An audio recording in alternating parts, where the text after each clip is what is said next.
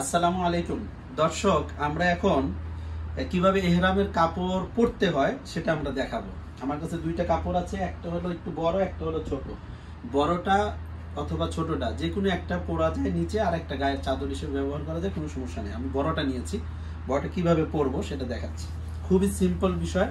এটা অনেক সময় অনেকে পেরেশানিতে পড়ে যায় যে কিভাবে পরবে। যে দেখেন, দুইটা ইহরামের কাপড়ের মাথা এই দুইটা এভাবে একত্রিত করে সুন্দরভাবে এই জিনিসটাকে এইভাবে ধরবে। এইভাবে ধরে যদি বড় কাপড় হয় তাহলে অনেক সময় রিকভারি করা যায় না। তো এইভাবে ধরে আপনি কাপড়টাকে এইভাবে নিয়ে আসলেন, এসে ভিতরে যে লুঙ্গিটা আছে সেটা আমরা ছেড়ে দিলাম। ছেড়ে দিয়ে খুব সিম্পল এই দুই হাত দিয়ে ধরলাম, ধরে এটাকে এইভাবে এনে এই দুইটা মাথা এটা আমরা ভিতরের দিকে দিয়ে দিলাম। তাহলে সুন্দর হলো, জিনিসটা আর উন্মুক্ত হবে না। এরপরে বেল্টটা আমরা নিব।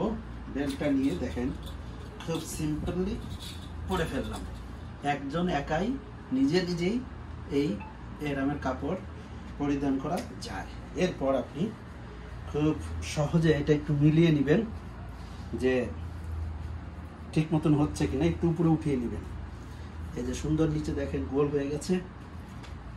ইহরামের কাপড় পরা মোটামুটি শেষ।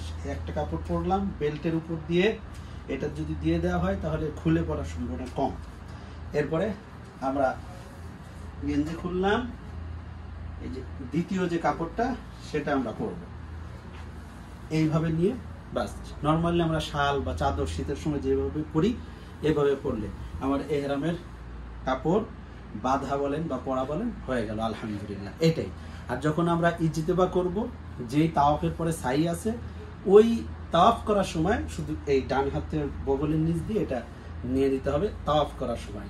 আর বাদ বাকি সময় এটা এইভাবে কাঁধ ঢাকা থাকবে। এই আমাদের ইহরামের কাপড় বাঁধা হয়ে গেল। খুব সিম্পল তরিকা।